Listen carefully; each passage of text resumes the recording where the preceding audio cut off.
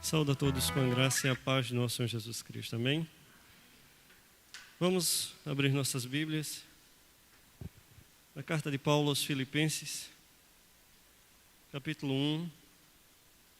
E vamos ler dos versos 27 ao 30.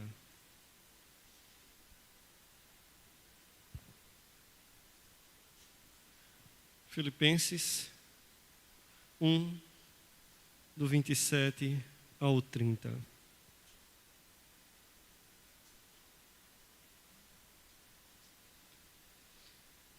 Amém? Diz assim: vivei acima de tudo por modo digno do Evangelho de Cristo, para que, ou indo ver-vos, ou estando ausente, ouça no tocante a vós outros que estáis firmes em um só espírito, como uma só alma, lutando juntos pela fé evangélica, e que em nada estáis intimidados pelos adversários, pois o que é para eles prova evidente de perdição, é para vós outros de salvação. E isto da parte de Deus, porque vos foi concedida a graça de padecerdes por Cristo, não somente de crerdes nele, pois tendes o mesmo combate que vistes em mim e ainda agora ouvis que é o meu. Vamos orar. Senhor nosso Deus e Pai, mais uma vez em Tua santa presença, queremos agradecer-te, Senhor, por ter nos trazido até aqui nesta noite. Queremos agradecer-te pelos livramentos que o Senhor nos deu. Queremos, Pai, agradecer por tudo quanto o Senhor operou em nossas vidas. Ó, meu Deus, queremos também te agradecer pela leitura desta palavra, que ela venha a ser aplicada aos nossos corações. E nesse momento, Pai, te pedir também por este que vai trazer a mensagem nesta noite. Que o Senhor venha falar através dele, não sejam as palavras dele, mas as tuas, a ecoar nos nossos ouvidos e fazer morada em nossos corações. É assim que nós te oramos, agradecidos por tudo e também pedindo perdão pelos nossos pecados, em nome de Jesus. Amém. Eu não dei um tema específico, porque a própria palavra, aqui na nossa Bíblia, ela tem uma epígrafezinha em cima, um títulozinho, e ele diz: a unidade cristã na luta. Amados, essa epístola foi escrita por Paulo lá por volta de 60 ou 61 depois de Cristo, à igreja de Filipos, de modo que conclama aos crentes a unidade e exorta-os a não esmorecer sobre a pressão que se opõe. Em vez disso, exorta-os a reagirem a esta pressão, pregando o Evangelho no qual eles têm crido e a viver de modo digno do mesmo. Muitas são as tribulações que ali o povo de Filipos vinham passando, pela questão da perseguição, pela falta de união dentro da igreja, dentre eles pensamentos contrários.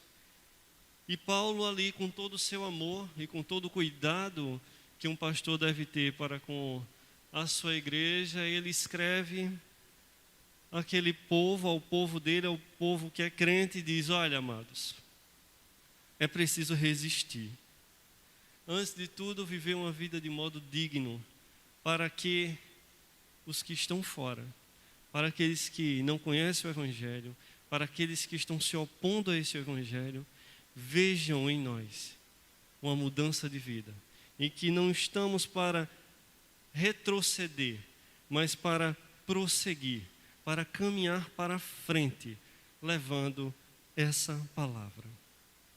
O teólogo Warren, ele resume esse parágrafo em 3 palavras: coerência, cooperação e confiança. A maior arma contra o inimigo é uma vida piedosa e coerente, digna. No entanto, a igreja é mais do que a vida particular de cada um de seus membros.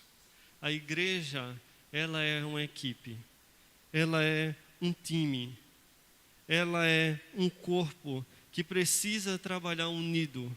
Contudo, não basta aos membros da igreja estarem juntos, eles precisam ter a confiança e não viver assustados com o sofrimento, nem com todas as coisas que podem vir a abalá-los durante a caminhada. E amados, para compreendermos essa questão de que a igreja ela sofre, a gente precisa entender que o próprio Cristo também sofreu. Ele também teve as suas tribulações, teve todo o seu sofrimento. E quando olhamos para o nosso sofrimento, não tem nem como comparar ao sofrimento de Cristo.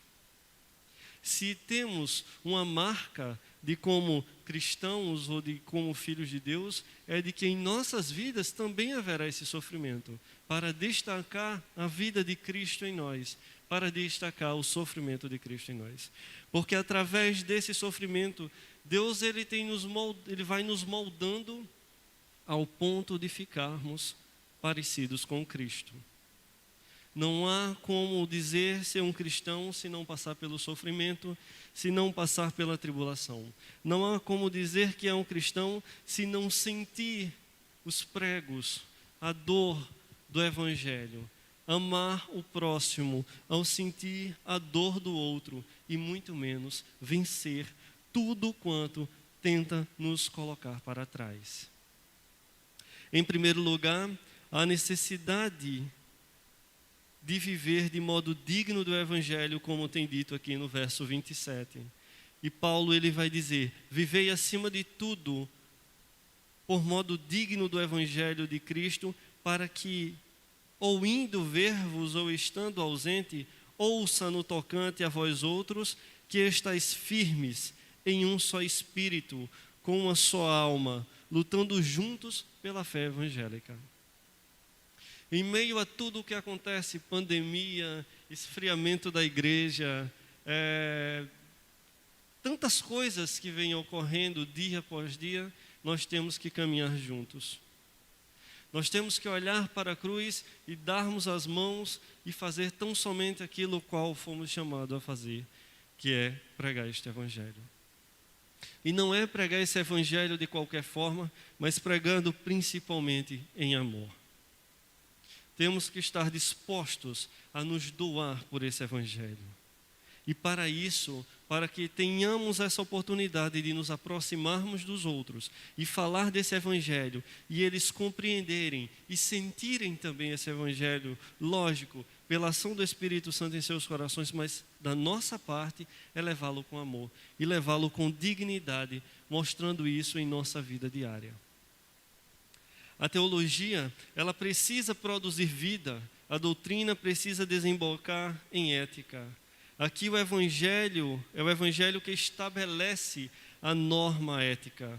Os crentes de Filipos deviam viver como pessoas convertidas, tanto dentro da igreja quanto fora, lá no mundo, no meio do povo, no meio do todo. A fé que abraçamos precisa moldar o nosso caráter. Nós precisamos compreender que quando olhamos para a palavra e ela dói em nós, é nesse ponto que temos que trabalhar em nós. Nós temos que nos entregar a esse evangelho de forma que nós vamos vivê-lo, ou viver esta palavra dia após dia, matando o nosso homem, o velho homem, derrubando o nosso ego, triturando o nosso eu e nos entregando aquilo qual Deus quer de nós. A vida do cristão, segundo Juan Carlos Ortiz, é o quinto evangelho, a página da Bíblia que o povo mais lê. Precisamos viver de modo digno para não sermos causa de tropeços para os fracos. Precisamos viver de modo digno para não baratearmos o evangelho que abraçamos. Precisamos viver de modo digno para ganharmos outros através também de nosso testemunho. não pode ser faça o que eu digo, mas não faça o que eu faço. Pelo contrário, temos que fazer tão quanto Paulo disse: sede meus imitadores como sou de Cristo. É uma tarefa talvez difícil ao ponto desse ponto de comparação de Paulo, a gente pode dizer que Paulo foi ousado ao dizer: sede meus imitadores como sou de Cristo. Mas o que Paulo está dizendo aqui é: olha, essa vida que eu levo era para tentar chegar a ter uma vida como a de Cristo. É para me aproximar de quem Cristo é, para que eu não venha a me perder segundo os meus desejos, segundo a minha carne, segundo o meu eu. Por isso que ele vai dizer: olha, eu não vivo, mas Cristo vive em mim. Eu não vivo mais a minha vida, mas uma vida que Cristo me deu. E essa vida é muito melhor, mesmo tendo escutado Paulo: a minha graça te basta, do próprio Pai. Foi necessário que Paulo passasse por esse sofrimento, para que também, quando os crentes de Filipe passassem, eles compreendessem que aquilo que estavam passando, Paulo também já havia passado e Paulo estava também passando no momento. Em segundo lugar, precisamos entender a necessidade de unidade no trabalho. Ainda no verso 27, ele vai dizer assim: olha, precisamos viver de modo digno o evangelho, para que, indo ver-vos ou estando ausente, ouça no tocante a vós que estáis firmes em um só espírito, com uma só alma, lutando juntos pela fé evangélica. A igreja de Filipos estava sendo atacada numa área vital: a quebra da comunhão. Amados, quer ver uma igreja fraca? É uma igreja que não é unida, uma igreja que não tem comunhão, uma igreja que não caminha junto, uma igreja que não ora junto, uma igreja que não arregaça as mangas junto, uma igreja que não se interessa pela dor do outro, uma igreja que é apática a todas as situações. Se nós vermos, um dos pontos fracos aqui é justamente a falta de união da igreja. E que nós temos falado constantemente nos textos, mostrando o quanto Cristo nos amou, o quanto Deus nos amou, ao ponto de Deus mandar seu único filho para morrer por nós, ao ponto de Cristo dar a sua vida e levar sobre si os nossos pecados. Não existe outro amor, ou não existe um amor maior do que esse.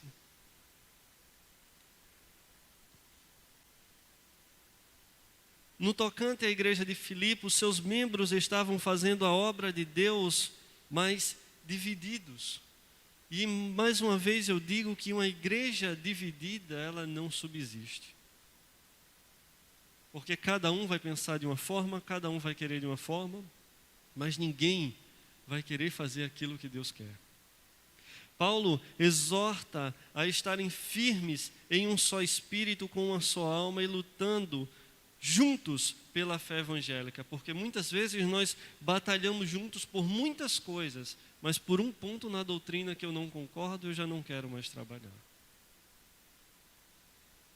Precisamos estar unidos em mente e coração. Isso falará das afeições, de como sentimos, como nos sentimos diante das pessoas e reagimos a elas. Mostrará acerca das coisas que realmente são importantes para nós. E aí vem a pergunta: será que temos nos importado uns com os outros? Ou será que, mais uma vez, vamos dizer: fulaninho está doente, fulaninho morreu, a família de fulano está triste, teve um probleminha. Mas a que ponto nós estamos sentindo essa dor? Nós estamos próximos para estender a mão, né? Logo quando fomos chegando e pastor Shostnes foi chegando, ele dizendo o quanto que estava cansado, o problema dele da perna, parece que hoje não se alimentou direito, mas ainda buscou um tempo lá no seu corre-corre para ir até lá a nossa irmã Zefinha, né? O cuidado que temos que ter um com o outro, de nos aproximar, de ligar, de dar aquela palavra de ânimo, de conforto, né? Quantas vezes as pessoas já estão fracas, os irmãos estão fraquejando, estão querendo ficar em casa, e aí vem a doença, vem uma tribulação, vem algo que parece que derruba mais ainda. Mas quantas vezes uma palavra amorosa, uma palavra de um irmão, uma palavra que conforta, faz com que essas pessoas se levantem e parece que nem estavam tendo nada.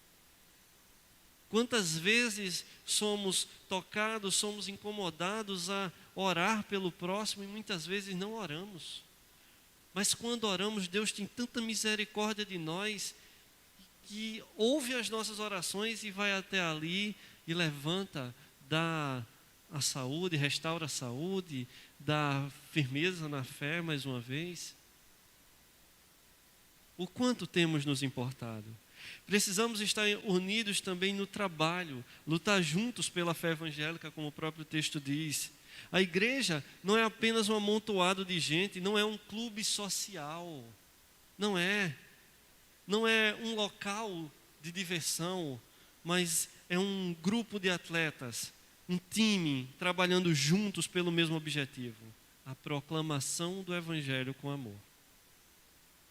Quando compreendermos isso, que levar o evangelho, levar a palavra, não é só chegar e dizer Jesus te ama, mas aproximar, trazer para perto, fazer-se família.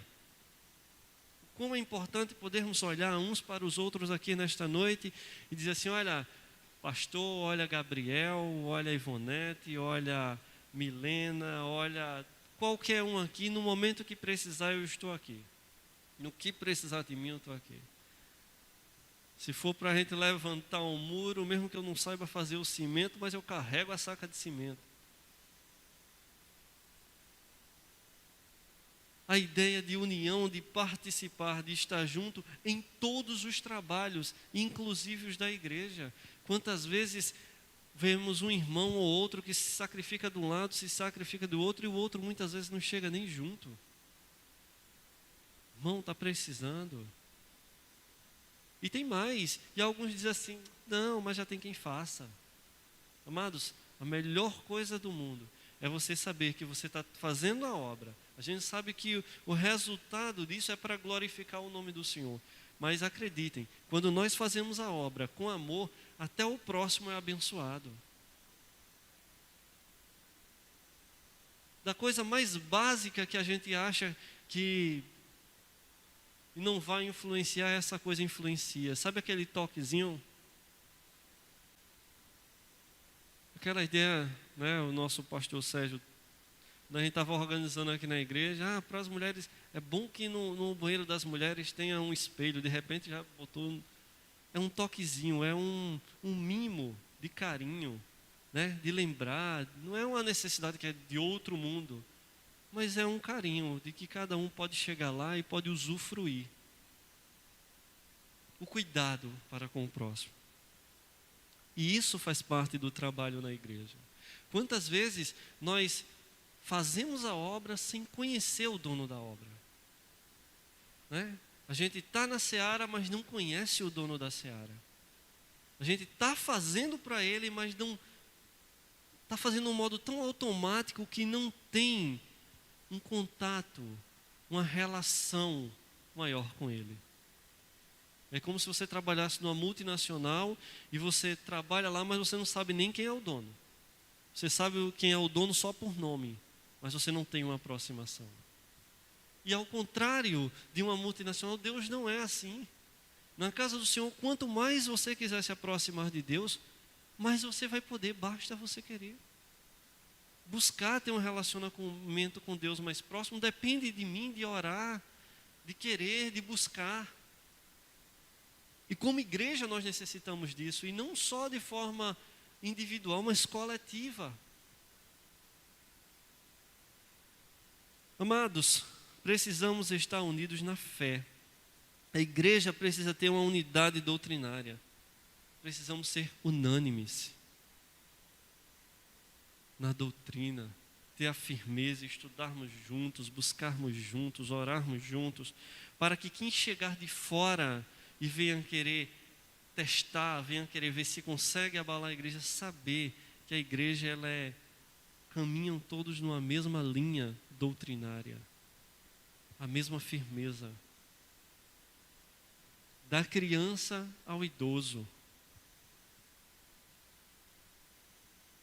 Precisamos lutar não por modismos ou doutrinas de homens, mas pela fé evangélica. Pois fora da verdade não há unidade, como está escrito lá em Efésios 4, lá dos versos 1 ao 6. Do verso 1 ao 6. Não há unidade fora da verdade. Quando nós compreendemos que servimos a um Deus, que nós temos um mediador entre nós e Deus, e que Ele é a verdade, e que Ele é a vida, e que Ele é o caminho, e quando nós não só compreendemos, mas nós vivemos, mas nós conseguimos andar nesse caminho, aí nós entendemos mais o que é unidade, o que é comunhão, o que é união. E tudo isso, quando eu comecei a estudar esse texto, eu comecei a ver que, mais uma vez, estamos nos aproximando a encerrar um ano e começar outro, e muitas vezes a gente começa com aquelas ideias de, porque próximo ano vai ser diferente. Então, se você for pensar dessa forma, então, que comece de agora, seja diferente agora. Mude sua atitude agora. Se aproxime mais. Tente pensar junto com os outros. Veja a necessidade da casa de Deus, mas também veja a necessidade do próximo. Estenda a mão. Busque trabalhar junto, caminhar junto, sentir a dor do outro, orar mais, louvar mais, entregar sua vida a Deus. Não dê apenas a paz do Senhor, mas dê o seu amor e dê o pão também a quem necessita, porque muitos necessitam. E somos falhos nesse ponto. Em terceiro lugar, amados, há uma necessidade de coragem em meio à perseguição.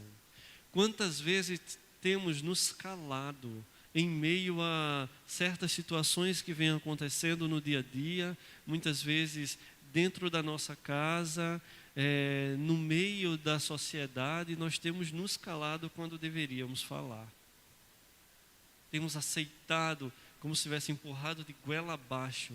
Ideologia de gênero, é normal, é não sei o quê, não pode, tem que aceitar. A igreja, ela não pode ter medo dessa perseguição, mas ela tem que ter a sua firmeza segundo a palavra.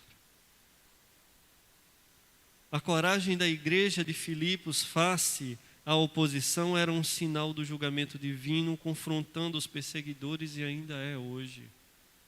Quanto mais a igreja se posicionar a essa oposição maligna que tem ocorrido nos dias, Deus de certo nos dará força para continuarmos de pé. Em tudo isso que está acontecendo. A igreja de Filipos estava enfrentando uma ameaça interna, que era a quebra da comunhão, mas também uma ameaça externa, que era a perseguição do povo da época. Paulo os exorta a trabalharem unidos e também enfrentarem os seus adversários sem temor, sabendo que o padecimento por Cristo é uma graça, o sofrimento na nossa vida também é uma graça. Honra dada por Deus, como está aqui no capítulo 3, verso 10. Pois até mesmo a perseguição da igreja vem da parte de Deus. Ele permite para que a igreja acorde, para que a igreja se movimente, para que a igreja mostre-se viva. Porque muitas vezes nós olhamos para a nossa igreja e a nossa igreja está como que se estivesse dormindo. Aqui está mais fácil contar quantas pessoas tem aqui do que quantas cadeiras vazias tem dentro da igreja. As pessoas estão, os crentes, eu não vou tratar como pessoas, mas os crentes estão se amoldando ao mundo, achando as facilidades, buscando as facilidades do mundo para caminhar, achando que está tudo muito tranquilo.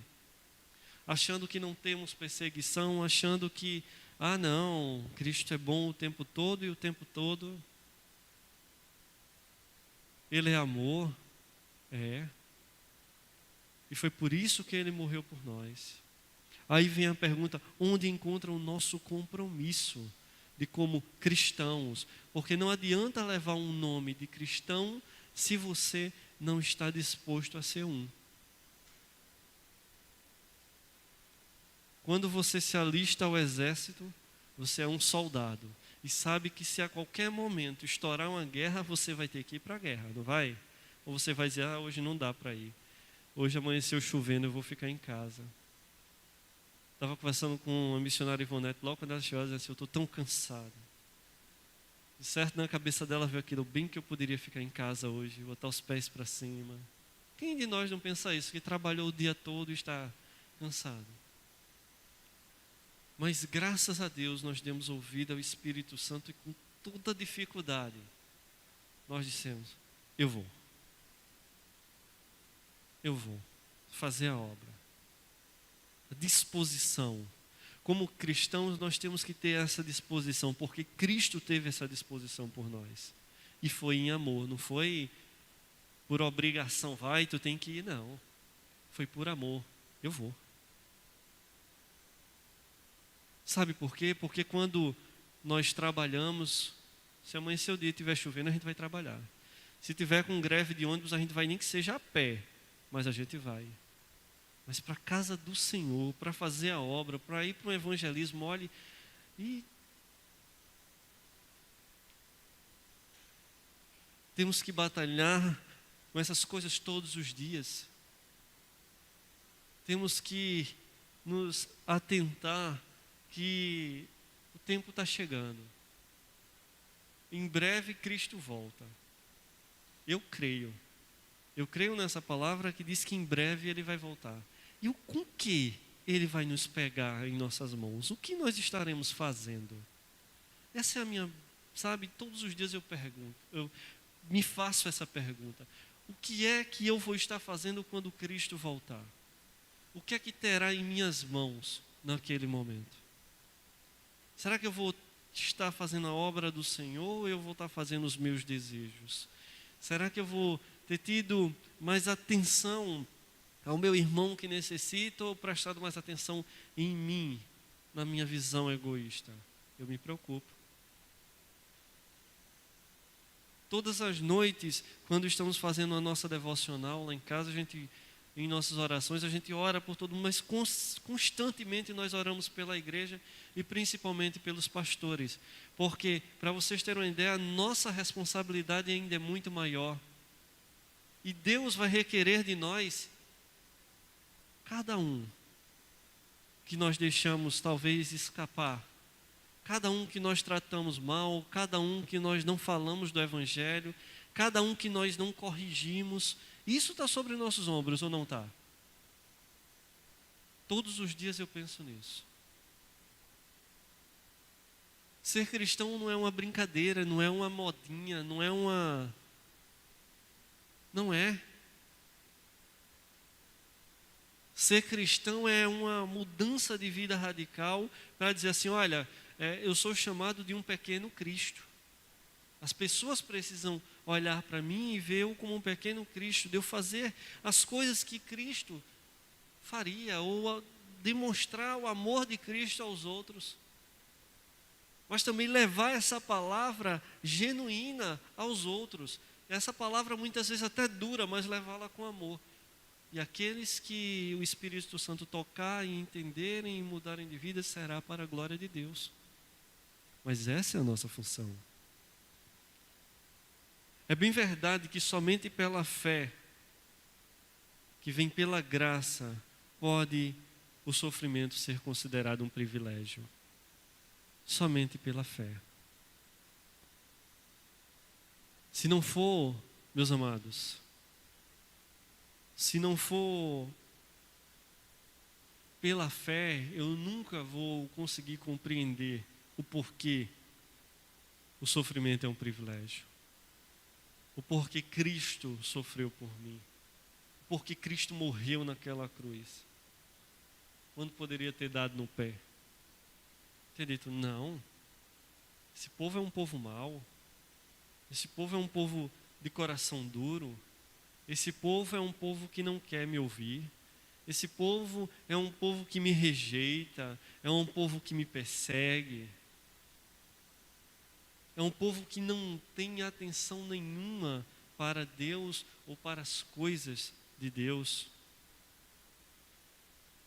É um povo que não quer compreender, não quer guardar nos seus corações de que a verdade é o que liberta. E o que Deus quer de nós é uma adoração completa, não pela metade, não um terço, mas uma adoração do ser completo. Tal coragem também é um sinal da própria salvação integral dos crentes no sentido redentor. É preciso ter a coragem de continuar. Após você ter sido salvo, ter sido tirado do lamaçal do pecado, você tem que ter a coragem de continuar levando esse evangelho. E não olhar para trás, em meio às lutas, em meio às dificuldades, em meio à escassez. O evangelho tem que ser proclamado da mesma forma. Independente do que passemos, esse evangelho ele tem que ser proclamado. Crer em Cristo é mais do que apenas conhecer ou gostar do que Ele fez por você. Crer em Cristo envolve fidelidade, ainda que isso inclua sofrer. E sofrer nas mãos daquele que se opõe a Ele. Mas há algo interessante para nós ou que vai nos fortalecer. No meio ao sofrimento, Deus nos capacita para que passemos pela prova, para que no meio a toda dor nós possamos extrair o melhor dela e passar para frente. Porque a nossa luta, as nossas dores, os nossos sofrimentos, muitas vezes é adubo para a fé do outro. Outro vai dizer assim, olha, mas o que eu estou passando não é nem um terço do que ele está passando e ele está continuando. Ora, o que eu passo é um décimo. A dor que eu sinto é um milésimo da dor que Sóstenes está sentindo hoje. Mas ele está continuando. O meu problema financeiro é uma frepinha perto do problema financeiro de fulano. Mas ele está de pé e está dentro da igreja dando glória a Deus. A minha enfermidade não é nada perto da enfermidade de ciclano, que está lá, na UTI, mas quando pode, abre lá a palavra dele e olha para os outros assim, olha, Jesus te ama. Acaso o que eu estou falando aqui, alguém nunca ouviu um relato sobre isso? Nós ouvimos direto. Quantas pessoas estão nas UTIs, estão nos hospitais, até eu vi o vídeo de pastor Kerley logo quando ele foi internado, mas ele estava falando do evangelho. E ele dizendo, olha amados, mesmo que eu tenha uma melhoria, ninguém venha para cá não. Deus continue lhe abençoando aí, porque se vir para cá só vai sair daqui junto comigo, ou para casa ou para a glória. Ele não disse isso no vídeo? Disse. Mas até naquele momento estava glorificando o nome do Senhor. Tinha uma vizinha nossa, chamada Edna, e num Natal, ela estava no hospital. Foi câncer, não foi, Helena? Foi câncer, ela faleceu de câncer. Mas, mesmo lá, ela internada lá, aquele hospital foi uma coisa incrível. Porque ela louvava e ela falava da palavra àquele povo que estava lá. Mesmo em meio às dores, mesmo em meio a todos os sintomas que ela estava sentindo, mas quando ela melhorava um pouquinho, falava do amor de Deus, falava dessa palavra. A coragem, a força, mesmo em meio à dor, mesmo em meio à luta, mesmo em meio ao sofrimento, compreendendo que aquele sofrimento não era nada mais, nada menos do que Deus capacitando ela, aumentando a fé dela, para que ela falasse mais ainda do amor dele, ao ponto de dizer, ainda que eu não saia curado, ainda que daqui eu parta para a glória, mas eu cumpri minha missão aqui, que é falar do amor de Deus. Amados, Paulo compartilha da luta dele e seu exemplo para encorajar aquele povo, assim como a nós.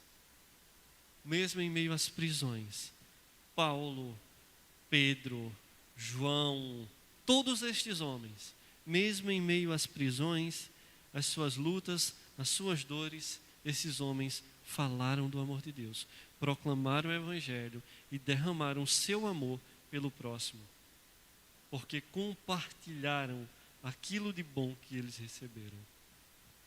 Atos 16 a 24, Atos capítulo 16, do verso 16 ao 24, ele vai registrar o conflito que Paulo teve lá em Filipos, sendo açoitado e preso por ter expulsado o demônio de uma jovem que dava lucro aos seus proprietários.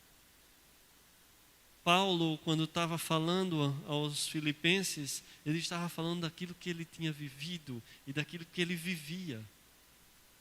Porque para ele o quão bom era estar preso, porque era uma forma dele falar para os gentios da palavra de Deus.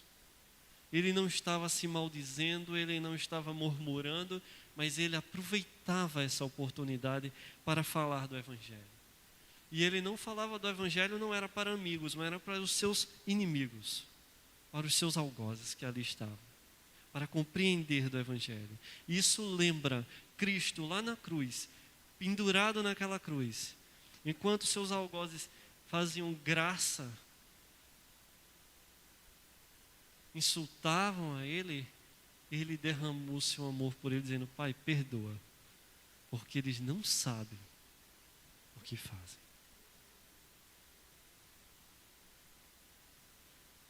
Mas ele demonstrou seu amor ali. Paulo diz ainda à igreja que, embora separados geograficamente, estão alistados na mesma batalha.